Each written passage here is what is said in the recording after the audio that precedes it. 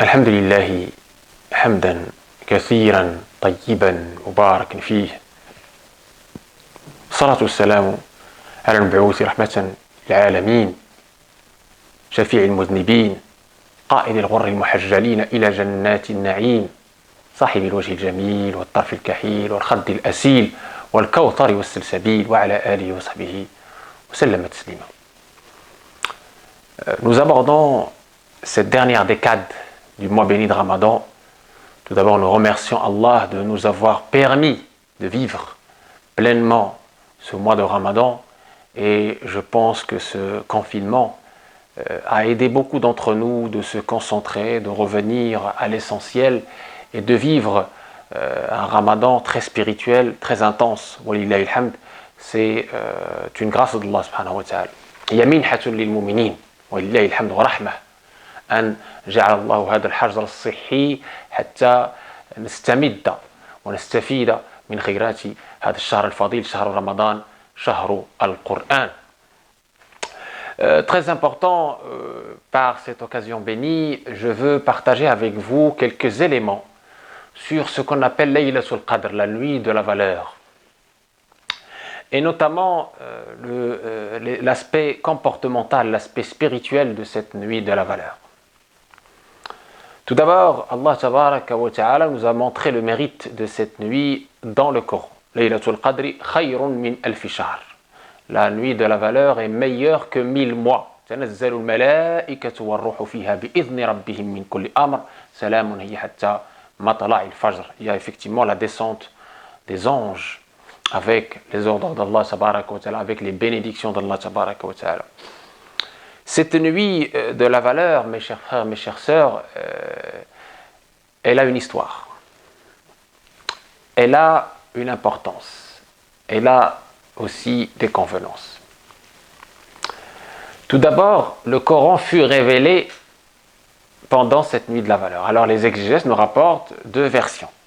La première, c'est que le début de la révélation, Bad'u Tanzil, était effectivement Laylatul Qadr, la nuit de la valeur.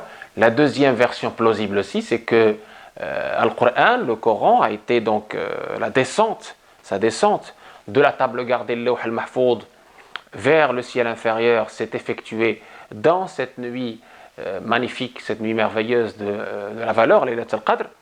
Et il fut ensuite évidemment révélé sur 23 ans à Sayyiduna Muhammad sallallahu alayhi wa sallam, selon les différentes circonstances et contextes qu'on connaît. Donc c'est une nuit privilégiée par d'abord le Coran, Kitabullah, Kalamullah. Ensuite, يقول صلى الله عليه وسلم في حديث عائشة تحروا ليلة القدر في الوتر من العشر الأواخر من رمضان ولفظه للبخاري.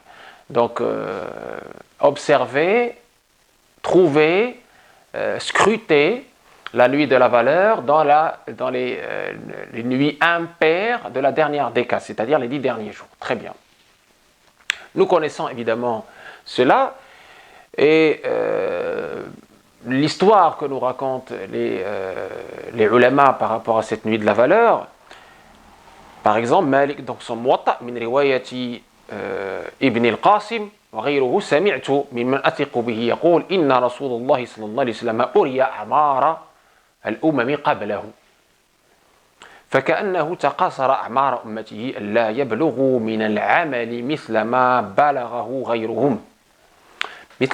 غيرهم في طول العمر فأعطاه الله تعالى ليلة القدر وجعلها خيرا من ألف شهر. قال رسول الله صلى الله عليه وسلم أعمار أمتي ما بين 60 و70 وأقلهم من يجاوز ذلك أو يعني يفوت هذا.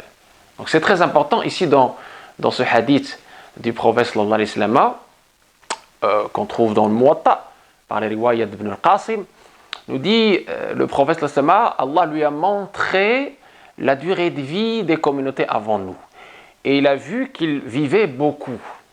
Par exemple, le Coran nous rappelle que Nouh est resté appelé à Allah tabaraka wa ta'ala dans sa communauté pendant 950 ans. Al-Fasanatin illa 50 ama, nous dit le Coran. C'est un exemple, parmi d'autres. Et donc, il a vu que la durée de vie de sa umma, de sa communauté, n'était pas aussi longue. Et donc, Allah lui a donné comme cadeau, comme privilège, cette nuit de la valeur meilleure que 1000 mois. Et le prophète nous a donné une indication que la durée moyenne de sa Ummah, c'est entre 60 et 70. Évidemment, peu dépasse cet âge-là. Donc, très important de savoir que c'est un temps supplémentaire qui nous a été offert pour qu'on puisse profiter pleinement. Donc, on revient à la question du temps. Allah tabaraka wa ta'ala veut qu'on profite du temps et qu'on soit vigilant par rapport à ce support, à ce référentiel, pour qu'on puisse ne pas être berné. Donc, la sagesse qu'on peut apprendre de cette Laylat al-Qadr, c'est d'abord que le temps est précieux et que Allah tabaraka wa ta'ala a privilégié certaines occasions sur d'autres et certains temps sur d'autres temps. Très important. Et qu'on doit être attentif à ces messages, à ces subtilités, à ces brises, pour qu'on puisse profiter pleinement. Et parmi les éléments importants des actions qu'on peut faire pendant cette Laylat al-Qadr, c'est ce que nous rapporte Aïcha lorsqu'elle dit au messager d'Allah, إذا وافقت ليلة القدر فما أقول فقال قولي اللهم إنك عفو تحب العفو فاعف عني اللهم إنك عفو تحب العفو فاعف عني أو اللهم إنك عفو كريم تحب العفو فاعف عني. Donc Aïcha a dit au prophète, si j'ai cette occasion de Laylat al-Qadr, que je suis vraiment dans Laylat al-Qadr, que puis-je dire? Quelle est l'invocation que je peux prononcer, qu'Allah tabaraka wa ta'ala accepterait, aimerait? Il a dit, tu diras, oh Allah, tu es le pardonneur généreux, tu aimes le pardon, pardonne-moi. Et qu'est-ce que peut demander de mieux que l'agrément et le pardon d'Allah subhanahu wa ta'ala, en étant vigilant, en ayant l'espoir par rapport à Allah subhanahu wa ta'ala. Et par la miséricorde d'Allah tabaraka wa ta'ala, et le prophète nous a dit Man salla al-maghriba wal-isha al-akhirata min laylati al-qadri fi jama'a faqad akhadha haddahu min laylati al-qadr. D'accord, donc celui qui a pu prier en groupe la prière de Maghrib et la prière de l'Isha pendant cette Laylat al-Qadr, il aura pris sa part de cette nuit de la valeur et il aura pris les mérites de cette nuit de la valeur qui continue jusqu'au Fajr, bien évidemment avec la présence angélique, avec ce magnifique medad, ces flux de lumière qui sont donc apportés en madad, en bénédiction, en alimentation pour notre cœur, pour qu'on puisse se provisionner pour toute l'année. Très important aussi, et c'est sur ce point que je veux insister aujourd'hui, cette partie comportementale de Laylat al-Qadr. C'est relié à son histoire. Le prophète sallallahu alayhi wa sallam, dans ce que rapporte le Bukhari dans son authentique, selon Ubadah ibn Samit radiyallahu anhu ardah, le prophète sallallahu alayhi wa sallam venait pour annoncer la bonne nouvelle à sa Ummah et lui dire exactement le jour exact, la nuit exacte de cette nuit de la valeur, de cette Laylat al-Qadr, meilleur que 1000 mois. Fatalaha rajulan farufi'at. Et donc deux personnes se sont disputées et il n'a pas pu informer donc de cette nuit. Donc farufi'at, Allah tabaraka wa ta'ala a fait en sorte qu'elle ne soit pas connue ce jour précis. Khair, on sait que l'affaire du croyant est toujours un bien. C'est un bien pour nous, donc on garde cette vigilance pendant les 10 derniers jours. Et pas seulement une journée, mais pendant toute cette décade, on va rester vigilant. Donc Allah a voulu par sa sagesse cacher cette nuit dans ces nuits du Ramadan, notamment les 10 dernières nuits, pour qu'on puisse rester présent, vigilant dans l'effort, Inch'Allah al-Marhim, et l'espoir jusqu'au bout, jusqu'au bout.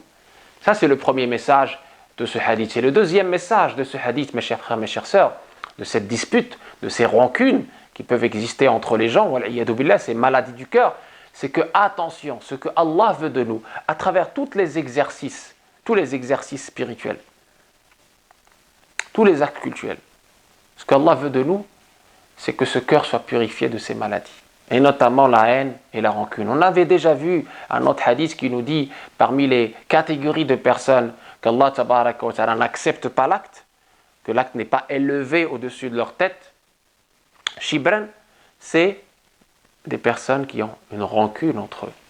Et qu'Allah pardonne à ses serviteurs, notamment quand ils lèvent les actions sont remontées vers lui le jeudi par exemple, eh bien, sauf à ceux qui ont, tous les croyants, sauf ceux qui ont une rancune, une haine entre eux. Donc effectivement, ça bloque l'agrément de l'acte. Donc il faut qu'on fasse attention à ce cœur pour qu'il soit purifié. Car en effet, Allah tabaraka wa ta'ala, il regarde nos cœurs, comme le dit le hadith. C'est le lieu du regard divin. Et donc cette focalisation, cet intérêt pour le cœur doit être accru. Surtout pendant ce mois béni, surtout pendant ces 10 derniers jours, pour qu'on puisse profiter pleinement de Laylatul Qadr. Ça sera notre Laylatul Qadr. Si et seulement si on a fait ce travail sur nous-mêmes, ce grand jihad, pour qu'on puisse purifier ce cœur de la haine, des rancunes, de l'orgueil, de la vanité, de l'individualisme. Imaginez que même cette école de jeûne, parmi ses finalités suprêmes, c'est la compassion. C'est cette bienveillance vis-à-vis de votre prochain qui n'a rien. On le voit à travers la zakat al-fitr, qui a été instaurée pour 2 raisons essentielles. Tuhratun lis-sa'im, une purification pour le jeûneur de ce qu'il a pu commettre pendant les jours du jeûne, de petits péchés. Wa tu'matun lil-faqir ou al-miskin, et une nourriture pour le pauvre et l'indigent. Rôle spirituel, rôle social.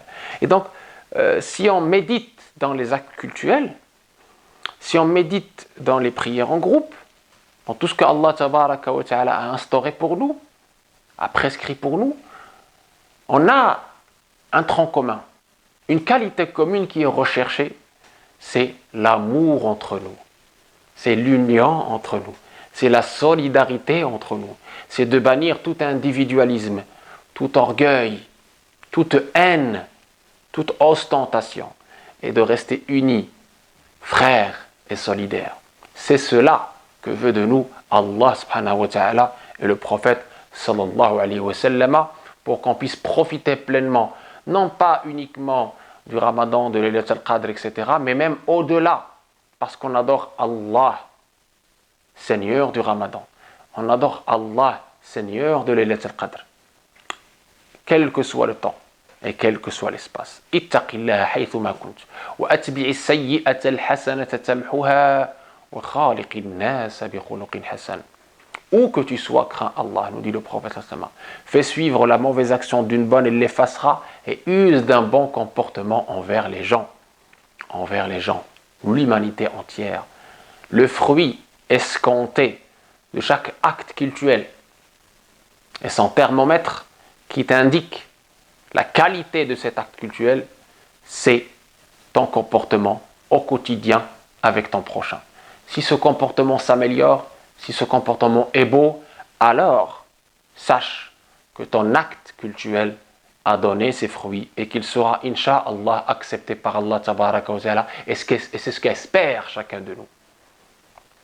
Qu'Allah fasse qu'on puisse, incha'Allah, observer cette Laylatul Qadr avec présence et avec vigilance, et que ce confinement, cette école du confinement, cette école du jeûne, nous imprègne et nous permette de tirer les bonnes leçons et de comprendre les bons messages qu'Allah tabaraka wa ta'ala a bien voulu nous envoyer, et que même après le confinement et après le Ramadan, qu'on puisse continuer dans les bonnes résolutions, dans le repentir à Allah tabaraka wa ta'ala, et qu'on change nos mauvaises habitudes en bonnes, et qu'on revoie notre comportement avec notre environnement, avec notre prochain, parce que Allah tabaraka wa ta'ala, à travers cette pandémie et à travers ce confinement, il a voulu nous donner des leçons et des messages. Donc à nous d'être intelligents et de les comprendre, de saisir cette occasion de confinement pour continuer à améliorer notre relation avec Allah tabaraka wa ta'ala, notre relation avec le prochain. Et au-delà de ce confinement, quand il y aura le déconfinement, et au-delà de ce ramadan, quand ce ramadan sera fini, eh bien, on puisse continuer sur la bonne voie, continuer sur les bonnes résolutions de ce qu'on a appris de ces deux écoles finalement. L'école du confinement, la pandémie planétaire, liée à la pandémie planétaire, et l'école de Siyam, de ce bouclier, de ce purificateur, qu'Allah tabaraka wa ta'ala purifie nos cœurs et qu'on puisse être les meilleurs ambassadeurs de cette belle religion par l'être et le paraître, par la beauté de notre comportement, qu'Allah tabaraka wa ta'ala nous donne la bonne fin et qu'il préserve l'humanité entière de tout mal et que cette pandémie se dissipe. Wa akhiru da'wana alhamdulillahi rabbil alamin.